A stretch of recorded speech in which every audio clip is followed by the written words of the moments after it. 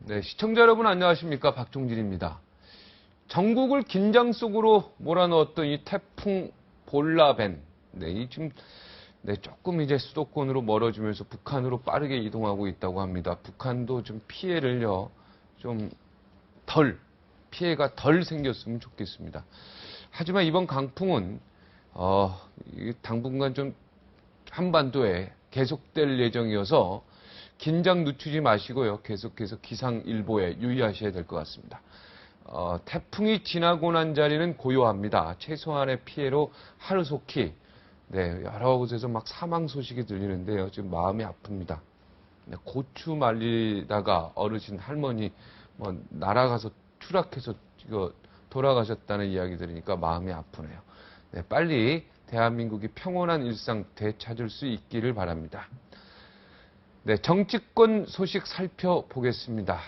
칼럼에 쓰시는 문체가 무척 거칠 것이 없습니다. 거치단 얘기입니다. 방송에서 하시는 말투, 이것도 매우 직설적입니다. 하지만 이분은 알면 알수록 누구보다요, 순수하고 여린 분이라는 걸 느끼게 됩니다. 윤창중 칼럼 세상 대표 오늘도 함께 했습니다. 안녕하십니까? 안녕하세요. 네. 바람 안 맞으셨어요? 갑자기 저를 왜 그렇게 소개하시죠? 아, 왜요? 거칠 것이. 저 심의위원회도 갔다 오고 막 이래서. 예. 예, 바람 말씀하시죠. 예. 태풍 괜찮으셨어요? 개인적인 피해라기보다는 지금 온 국민들께서 이 태풍 때문에 인명도 피해를 보고 또 많은 피해를 또 겪고 계시고 또 정신적으로도 상당히 좀 긴장되고 우울한 그런 분위기인 것 같아요. 이제 곧 지나간다니까 복구에도 만전을 기하고 다시 또 활기 있게 복구에 좀 전념했으면 합니다. 근데 태풍은 있어야 된대요. 태풍이 없으면 안 된대요. 아, 그렇습니까? 예, 이게 하여튼 자연의 그 바다의 여러 가지 나쁜 것들을 싹 제거해 준다네, 태풍이. 잘은 제가 이 자연과학도가 아니라 잘 모르겠지만 태풍이 되게 중요하답니다. 근데 이제 이렇게 큰 저기가 되니까 피해가 되니까 문제인데 피해 철저히 없도록 좀 준비를 많이 해야 되겠죠. 그러면 서로가 이럴 때일수록 어려운 국민들을 돕고 정부가 나서서 이번에 사망하신 분들이나 이런 분들 지자체가 좀 나서서 좀 많이 좀 챙겨주셨으면 하는 바람입니다. 네, 그렇습니다. 다 어려우신 분들이 또 돌아가세요. 그렇네, 보니까. 그죠? 고추 말리시다가. 참 마음이 아프네.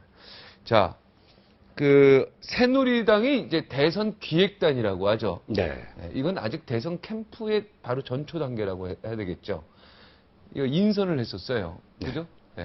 저 예상외로 안대희 대법관, 전 대법관이죠. 이분이 이제 정치 쇄신위원장, 김종인 위원이 국민행복도 위원장 이런 데 갔습니다.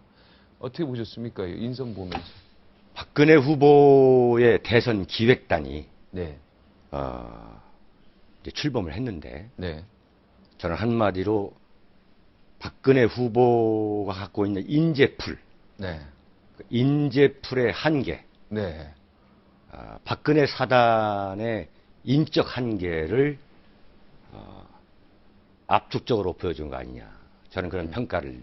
왜 그렇습니까? 그래도 이번에 안대 대법관도 오시고 또 예상 못한 이주영 정책위의장도 기획단장에 기획단장에 지금 투톱 체제라는 건데 국민행복특별위원회 처음 들어보는 소리입니다만 국민행복특별위원회 위원장에 김종인 전 장관 그 다음에 정치쇄신위원장에 안대희 전 대법관을 이분은 그래도 진보 쪽 투톱으로 한다고 하는데 과연 이 두 분이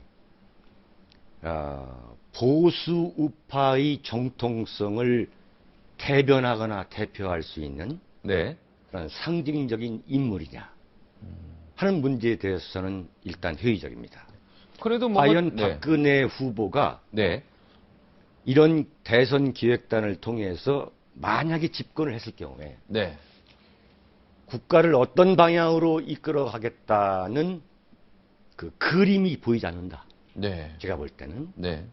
김종인 위원장의 경우는 여야를 넘나들면서 30여 년 동안 정치를 했습니다만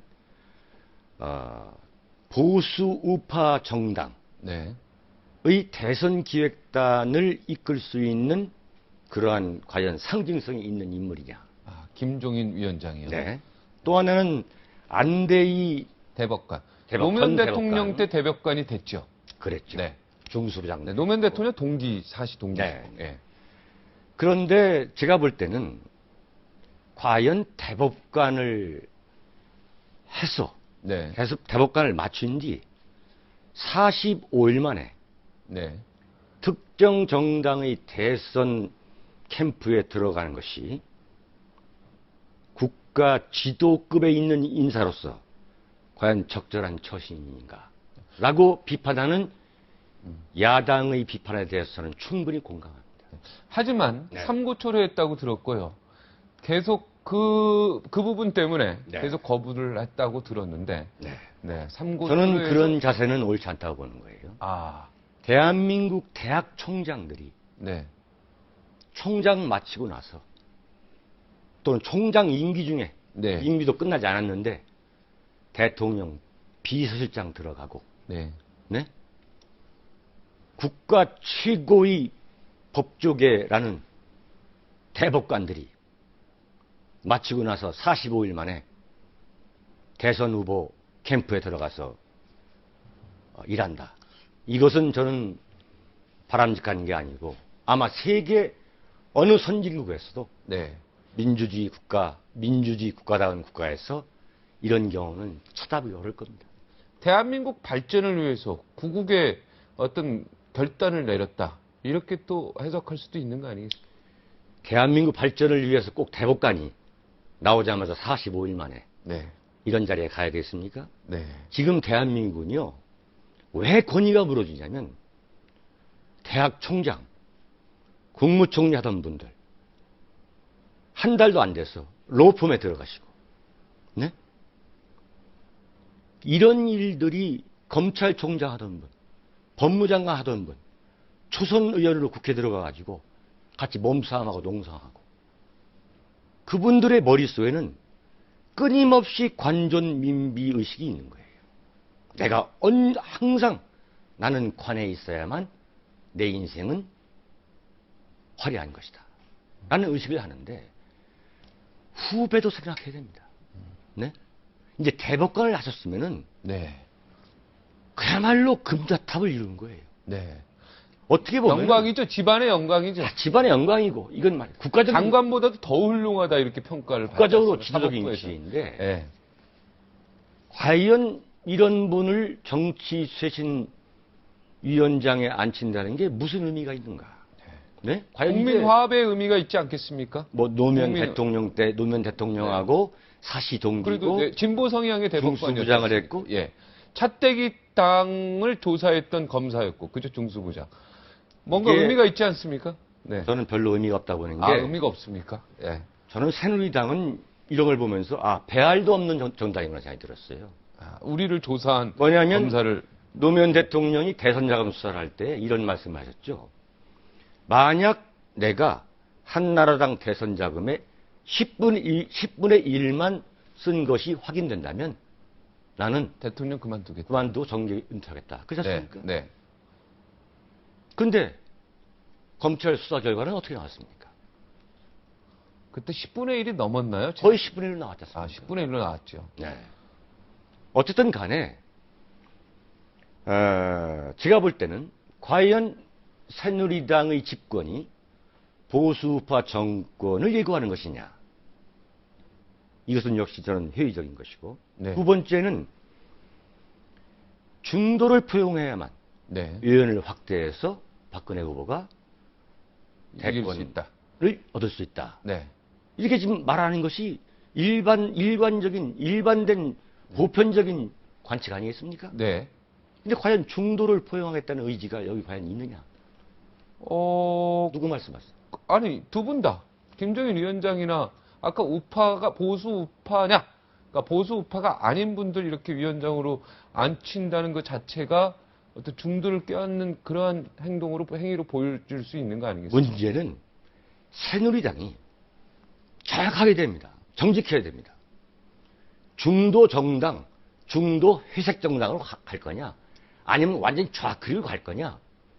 아니면 우리의 간판은 보수 우파 정당이다. 이렇게 간판을 내걸고 중도를 포용하는 거하고 간판 자체에 그야말로 보수 우파의 정체성을 대변할 수 없는 사람을 앉히는 거하고는 너무 다른 얘기죠. 이거 큰 차이가 있는 거죠. 네. 그러면서 저는 이번에 박근혜 후보, 대선 후보의 비서실장에 네. 최경환 의원을 네. 앉혔죠. 네. 대부분 왕실장이라는 말이 나오지 않습니까? 네. 그리고 부실장에는 비서실장 하던 이학재 의원을 부실장으로 앉혔습니까? 네. 최경환 의원도 본인도 후보 비서실장은 원하지 않았던 걸로 제가 알고 있는데요. 하여튼 원했던 안 했던 간에 네. 비서실장을 누가 앉히느냐라는 것은 정말 박근혜 후보가 말하는 통합의 정치를 할 수 있느냐 없느냐는 관건인 거예요. 왜냐하면 네. 사실 비서실이라는 것은 그 대선 기획단을 이끌어가고 있는 권력의 중추 아닙니까? 중요한 겁니까? 네? 대선 기획단장 이런 게 더 중요한 거 아닙니까? 네. 안방이죠. 네. 안방. 대선 기획단장 이런 게 훨씬 더 중요한 거 아닙니까? 여기서 정치 현실상 네. 최고 권력자로부터 누가 지근거리에 있느냐. 이것이 바로 권력의 바로미터 아니겠어요? 그래서 후보 비서실장이 가장 가까운 거리에 있는 걸로 그런 거죠. 가장 그래서 파워풀하다. 네. 근데 본인은 고사도 하시고 네. 비서를 한 번도 안 해보셔가지고 이 부분에 대해서 좀 제자리가 아닌 것 같다. 이렇게 고사한 걸로 제가 듣고 있었는데. 네. 어쨌든 간에 네. 제가 볼 때는 그렇습니다. 그래서 지금 대선 기획단을 여기서 멈추고 사실상 골격은 친박으로 하면서 네. 그 간판 스타들을 보수파의 정통성을 대변할 수 없는 네. 상징할 수 없는 인물로 한 것에서 멈춘다면은 네. 그건 상당히 어려움이 겪을 겁니다. 네. 네. 하여튼 인사가 만사인데요. 네. 그죠? 이번 인사도 그래도 박근혜 후보가 고민을 한 흔적은 제가 역력히 보이던데요. 기자로서 볼 때. 고민한 흔적은 보이죠? 아닙니까? 그래서 고민한 흔적은 전 별로 별로 못 봤습니까? 네. 네. 그럼 이제 처음 오늘 시작을 아무래도 네. 새누리당 인사 부분을 아주 예. 세게 지금 조지면서 갔으니까. 자, 이제 민주당이 지금 그 라디오 21이라는 게 뭡니까? 아까 들어보지 전 잘 몰라서 그래요. 그러세요? 네. 지금 사건의 얼기가 이렇죠. 네. 라디오 21이라는 인터넷 방송의 대표를 했던 네. 그 양경숙 씨라는 여성분한테 네. 민주당 비례대표를 희망하는 세 사람이 네. 32억 8천만 원을 가져다 주었다. 네. 이거란 말이에요. 예. 원래는 47억이었는데. 네. 근데 과연 인터넷 라디오 방송의 대표를 했던 여자한테 네. 이분들이 비례대표를 하겠다는 이분들이 과연 32억 8천만 원을 왜 가져다 주었을 것인가. 네. 이게 바로 공천 헌금이 아니냐. 예. 이런 거 아니겠어요? 근데 지금 네. 투자를 받았다는 거 아닙니까? 양경숙 대표는 네. 이 돈을 투자받은 거다. 이렇게 좀 주장하는 거 아니겠습니까? 투자 받았다는 얘기가 바로 이제 그 얘기를 말씀을 드릴게요. 네. 라디오 21이 과연 뭐냐는 걸 잘 아셔야 되는데 네. 라디오 21이라는 것은 소위 말하는 노무현 대통령을 대통령으로 만들겠다고 했던 이른바 친노 전위 세력들. 네. 배우 문성근 씨, 명계남 씨, 그 다음에 노무현 대통령의 정신적 경호원이라고 했던 유시민 씨가 네. 인터넷 라디오를 만들어가지고 네. 대통령 선거 때에 큰 재미를 본 거죠. 그래서 여기에서 다시 이제 2003년에 이제 라디오 21이라는 방송을 만들어가지고 네. 노무현 대통령 탄핵 때에 그 탄핵을 반대하는 시위를 생중계하고, 네? 네. 그 다음에 쇠고기 광화문 그 시위 때에 그걸 생중계하고 등의 그 아주 친노 세력의 전위적인 홍보 조직이었죠. 네. 그건 틀림없는 거죠. 네. 뭐 친노 성향이 아니라 아주 대놓고 친노 노무현 대통령의 홍보 전위 조직을 해왔던 조직이었다는 아니, 거죠. 그 친노든 뭐 친박이든 간에 어차피 회사를 만들어서 거기에 투자를 17억, 18억 받았다면은 그건 문제될 건 없지요. 그런데 이거 보세요. 자꾸 그것만 문제 없다 하지 마시고 네네.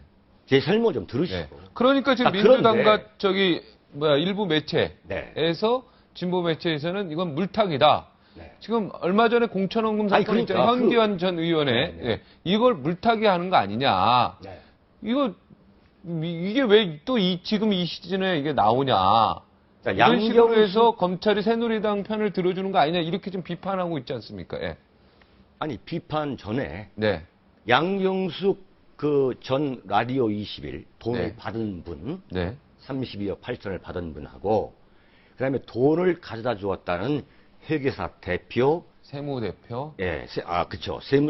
회계법인 대표, 그다음에 사업하는 분, 그다음에 강서구에서 산하단체장 하시는 분, 요 세 분, 네 분이 오늘 새벽에 구속이 됐어요. 구속됐습니다. 검찰이 신청한 구속영장을 법원이 발부를 했어요. 판사가 허락한 거죠. 허락한 거죠. 그러면 우리는 여기에서 이걸 단순히 라디오 21에 32억 8천만 원이라는 엄청난 돈을 투자한 것으로 봐야 되겠습니까? 그럼 법원이 그걸 몰랐을까요? 자, 결국은 밝혀지겠죠. 밝혀지겠는데, 자, 이렇게 보고 싶어요. 이것을 이제 소위 말하는 새누리당의 비례대표 공천, 현기환 전 의원과 현영희 의원에 대한 조사를 이거를 물타기 하는 거 아니냐. 이렇게 비판하죠. 또 대선을 앞두고 또 야당을 죽이기 위한 또 이른바 정치 기획수사 아니냐 이렇게 하는데 자 좋아요. 물타기 수사를 합시다. 기획수사라고 합시다. 기획수사라고 합시다. 그러면 당초 47억이라는 돈을 갖다 주려 했는데 47억이 지금 라디오 20이라는 인터넷 방송이에요. 인터넷 방송. 인터넷 방송 이렇게 돈이 많이 거기에 32억 8천 47억을 투자한다? 그것도 3명이 똑같이 이른바 비례대표로 금배지를 달려고 하는 정치 희망자들이 거기다가 했다? 지금 박영카님하고 저하고는 모르는 거예요. 결과에 대해서는. 모르지만 지금 상식적인 안목으로 우리가 얘기해 볼 필요가 있는 거예요. 자, 그렇다면은 자, 그러면서 또 뭘 하겠냐면 민주당이 이것은 개인 비리일 뿐이고 우리와 관계없다 그랬어요. 그러면 증거를 내놔야죠. 증거를 내놔야죠. 그리고 32억 8천만 원을 갖다가 구체적으로 라디오 21이 어떻게 썼느냐. 그 투자금을 어떻게 활용하려고 했느냐. 그거는 이제 검찰이 밝힐 것 같고. 쉬운 거 아니겠어요? 이 페이스북에 남긴 글, 이걸 좀 분석을 좀 할 필요가 있어요. 그죠? 참 웃기는 세상, 웃기는 자들, 지나가는 개도 웃겠다. 이거는 아무래도 검찰이나 새누리당을 향해서 검찰을 향해서 얘기하는 거 아니겠습니까? 아니죠. 아닙니까? 아니죠. 지금 양경숙 이분이 검찰에 체포되기 전 4일 전에 자기 페이스북에 올린 글을 보면은 마치 민주당에서 이건 너 개인 비리니까 네가 장렬하게 전서하고 너로 끝나라 라고 마치 무슨 밀어붙이고 이렇게 좀 협박하고 한 데 대해서 굉장히 강하게 반발하는 그런 뉘앙스죠. 그게 뭐냐면 그럼 여기서 웃기는 자들이라는 것은 이거 민주당을 보세요. 얘기하는 겁니까? 그렇죠. 민주당. 이건 매우 중대한 메시지예요. 내 워딩 하나하나 좀 읽어볼게요. 참 웃기는 세상, 웃기는 자들. 지나가는 개도 웃겠다. 여기까지는 누가 웃기는 자들이고 지나가는 헷갈리죠. 모르죠. 네, 참고로 잠깐 지금 민주당 강원도 네. 거기 지금 경선에서 네. 네, 지금 문재인 후보가 1위. 네. 1위. 뭐 45.8%니까 1위 나오겠죠. 네. 그다음 넘어가겠습니다. 네. 그다음 이야기가 네. 좀 헷갈려서 말씀을 못 드리겠습니다. 네. 네. 죄송합니다. 네. 그다음이 중요한 거예요. 공천 헌금이라니 한 번 모두 함께 죽자고. 아, 이 멘트가 좀 이상하네요. 네, 죽으려고. 공천헌금이라니 네. 한 번 모두 함께 그러니까 공천헌금이 아니라는 얘기죠, 양경수 대표. 아니라는 거죠. 네. 그럼 뭡니까? 공천헌금이 아니고 뭡니까? 이게 보면은 소위 양경숙 씨한테 간 그 32억 8천만 원에 과연 종착역이 어디냐? 그게 중요하죠, 지금. 이게 소위 말하는 무슨 그 후원금 500만 원씩 갖다 준 문성근이냐? 네. 박지원 대표냐? 네. 아니면 또 다른 제3의 인물이냐라는 게 지금 관심 아니겠어요? 네. 자, 죽으려고 네. 모두 함께 죽으려고 청소하는 날이 되려나? 야, 이게 그렇죠. 엄청 무서운 얘기입니다, 이거. 이것은 오히려 양경숙 씨가 민주당을 향해서 뭔가 지금 협박한다는 뉘앙스. 네. 근데 이 입 주위가 많이 좀 다치신 것 같은데. 네. 왜 그러면서 뭐라고 얘기냐면 그 다음 이야기가 아주 재미있습니다. 이게 검찰을 향한 협박이 아니라 네. 민주당이나 무슨 다른 친노 세력이나 그걸 모르겠으나 네. 구체적인 설명을 얘기했어요. 성을 얘기했어요. 박. 박 씨가 누구죠? 최. 네, 그건 모르죠. 박 씨가 많으니까. 최 씨도 많죠. 최 씨도 많고. 네. 김 씨. 김 씨는 더 많죠. 임 씨. 임 씨는 적은데. 유 씨. 유 씨는 더 적죠. 그리고 블라블라들 자신들의 무덤인 줄 모르고 이게 마치 고구마 줄기 뽑아내듯이 여차하면 무슨 불어버리겠다는 듯한. 그럼 박채, 김, 임, 유 이게 지금 민주당의 의원들을 지칭하는 겁니까? 모르겠습니다만. 아, 그건 모르겠습니다. 모르겠으면 검사 이름을 댄 건 아니지 않습니까? 예. 그렇죠? 또는 검찰청 수사관 이름을 댄 건 아니라고 보여지죠. 블라블라 이거 뭡니까? 야, 등등등 이런 뜻이죠. 뭐 그런 이야기겠죠. 예, 자신들의 무덤인 줄 모르고 네. 이제 다 불겠다 이런 뜻입니까? 그렇죠. 그런 거. 아, 이게 앞으로 이게 사건이 커지겠습니다, 이게 그러면. 커지죠. 아, 그래서 이게 지금 민주당을만을 공격하는 게 아니라 네. 우리가 갖고 있는 지금 비례대표 전반의 문제에 대해서 심각한 검토를 해야 된다는 거예요. 그 여야가 지금 저도 뭐 그것 비례대표 공천헌금 지금 여당도 문제가 돼 있는 거고 이번에 또 야당도 하여튼 뭐 공천헌금이다 아니다 말은 많지만 하여튼 여기도 연결이 돼 있고 계속 말이 나오고 또 있고. 있죠. 통합진보당의 이석기, 김진. 네, 거기도 그 비례대표 문제가 있어요. 경선 부정이죠. 예. 이거 비례대표의 온갖 하여튼 여기도 문제가 엄청 많아요. 이것도 네. 정리를 좀 여야가 머리를 맞대고 그죠? 비례대표를 어떻게 개혁할 것인가? 이 부분을 좀 고민해 봐야 돼요. 원래 비례대표라는 것은 지역에서 의원들을 뽑다 보면은 네. 이 수많은 전문성의 문제가 있다. 네. 그래서 이 전문성을 보완하자라는 게 비례대표 그렇죠. 제도를 도입한 가장 큰 목적인데 네. 지금 보면은 사실상 최고 권력자의 측근이라던가 네. 또는 이런 갖다 준 식으로 사람들. 뭐 돈을 갖다 줬다던가 네. 또는 비례대표 경선을 조작하고 네. 사기를 치고 네. 이래서 순서를 바꾼다던가 네.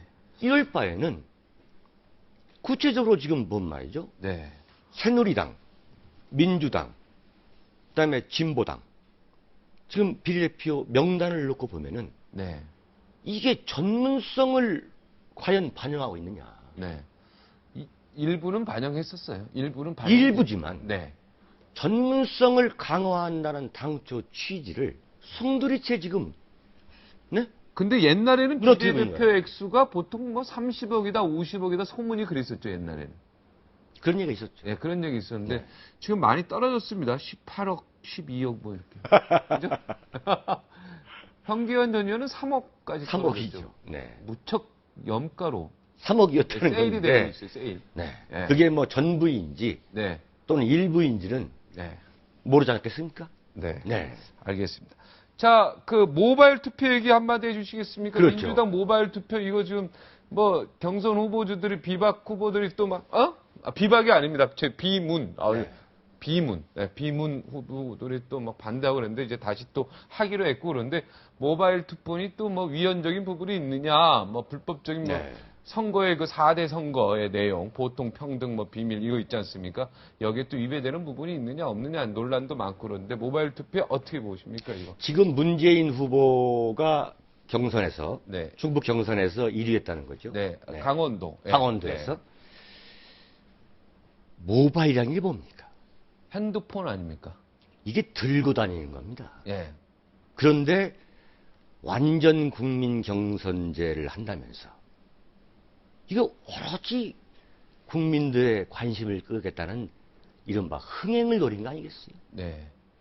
그래가지고 선거인단을 모집할 때부터 이게 지금 말이 굉장히 많았던 거 아니겠습니까? 네. 어떻게 일국에 대통령 후보를 뽑는 것을 어떻게 핸드폰을 뽑습니까? 거기 들어가 보셨습니까? 저는 안 해봤습니다. 지금 스마트폰에 들어가면은 네. 뭘 클릭하시오 나옵니다. 저는 이것은 기본적으로 문자하고 우리는 전화만 하죠. 문자하고 전화 정도 하고. 이건 투표라는 민주주의의 절차 문제를 아주 희화화하는 거예요. 만약에 새누리당이 완전 국민 경선제를 했다면 또 이른바 스마트폰, 모바일 투표를 했을 텐데 더 정말로 참 실수를 금할 수 없는 게 네. 민주당 대선 후보 4사람이 합의를 한 거 아닙니까? 네. ARS 투표를 이렇게 하자. 네. 방식을 했죠. 분명히 합의했잖아요. 네, 합의했죠. 그런데 왜 합의했겠습니까? 당내에서는 문재인 후보가 이른바 친노 세력을 거의 장악하고 있지만 우리가 모바일 투표에서는 역전시킬 수 있다. 역전시킬 수 있다. 네. 이변을 일으킬 수 있다. 네. 막상 해보니까 이변이 안 나온 거 아니에요. 네. 그게 뭐 이렇게 그랬더니 네, 문제가 있었죠. 네, 문재인 후보 아닌 이른바 손학규, 김두관, 정세인 후보 쪽에서 이것은 ARS 투표 방식에서 묻는 게 잠대거다. 네. 문재인 후보가 4번인데 네. 그 전에 정세균, 김두관, 손학규를 찍고서 끄는 사람이 더 많기 때문에 네. 이건 불리한 것이다. 무효한 것이다. 무효다. 네, 그럴 수 있죠. 어떻게 그럴 수가 있습니까? 아, 그럴 수 없습니까? 그래서 경선을 이제 보이콧한 거죠. 네, 570 몇 명인가 사실상 그게 숫자가 나왔던데요. 무효표가 599표밖에 안 나온 거 아닙니까? 네. 네? 네. 그러면 처음부터 경선 룰을 만들 때 이렇게 하면은 우리는 경선을 보이콧하겠다. 그때 그 소리를 했어야지. 네. 이미 투표를 다 한 상태에서 이것은 문재인 후보한테 불공정하다 하는 거. 민주주의란 건 말이죠. 네. 승자 독식주의, 네. 승자 만능주의, 승리 만능주의. 이른바 승자가 모든 걸 독식하는 거. 일방통행하는 것도 문제지만 지금 제가 보는 대한민국의 민주주의의 굉장히 중요한 문제점 하나가 뭐냐면 이른바 약자의 억지입니다. 네? 약자의 원칙. 한 번 정한 원칙을 설령 문제가 있다 하더라도 그것을 끝까지 지켜보려고 노력하고 또 그 게임의 안에 들어가는 사람들이 게임의 룰을 지키려 하는 것도 그 자체가 민주주의인 거예요. 네. 그래도 이제 약자니까 약자의 억지라고 했지만 측은지심이 갈 수 있잖아요. 강자 입장에서. 약자를 좀 품을 수도 있는 거 아닙니까? 넓은 마음으로. 약자를 품는 문제와 네. 예컨대 승자가 약자를 품는 그 통합의 문제와 네. 약자가 네. 서로 정한 원칙과 룰을 그게 잘못됐다라고 해서 나중에 트집을 잡는 거. 네. 자, 그건 이렇게, 잘못됐죠. 이렇게 됨으로써 네.